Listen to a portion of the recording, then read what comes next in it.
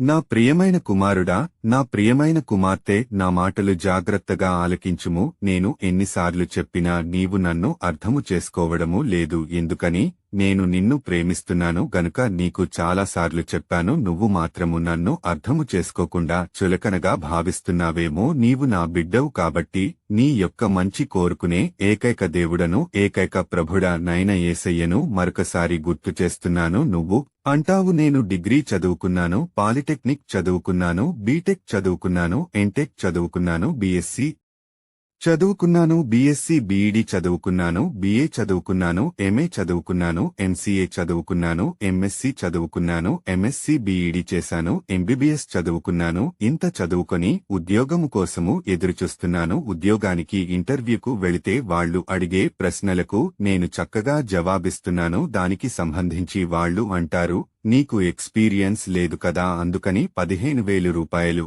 ఇస్తాము, 20,000 రూపాయలు ఇస్తాము, 25,000 రూపాయలు ఇస్తాము అంటారు. ఆ జీతము నాకు సరిపోదు, ఎక్కువ అడిగితే ఉద్యోగము లేదని అంటున్నారు. కాబట్టి నేను ఏమి చేయాలి, ఎవరికి చెప్పుకోవాలి అని బాధపడుతున్నావా, దిగులు పడుతున్నావా, దుఃఖపడుతున్నావా? నీ సృష్టికర్తను, నీ దేవుడను, నీ ప్రభుడనైన యేసయ్యను నేను చెప్పేది జాగ్రత్తగా ఆలకించుము. నీవు మొట్టమొదటిసారి ఉద్యోగానికి ఇంటర్వ్యూకి వెళ్లినప్పుడు వాళ్లు అడిగే ప్రశ్నలకు జవాబు చెబుతున్నావు. ఇది నిజమే, కాని వాళ్లు ఎక్స్పీరియన్స్ అడుగుతున్నారు. నీకు ఎక్స్పీరియన్స్ లేదు కాబట్టి నేను ఇచ్చే సలహా ఏమిటంటే, ముందు 15,000 రూపాయలు ఇచ్చిన, 20,000 రూపాయలు ఇచ్చిన, 25,000 రూపాయలు ఇచ్చిన నీకు ఎక్స్పీరియన్స్ లేదు కాబట్టి ఉద్యోగములో జాయిన్ అయిపో. సహోదరుడా, సహోదరి, నిన్ను నేను అంచులంచులుగా ఆశీర్వదిస్తాను, దీవిస్తాను. నిన్ను పైవానిగా ఉంచుతాను గాని క్రింది వానిగా ఉంచను. నిన్ను తలగా పెడతాను గాని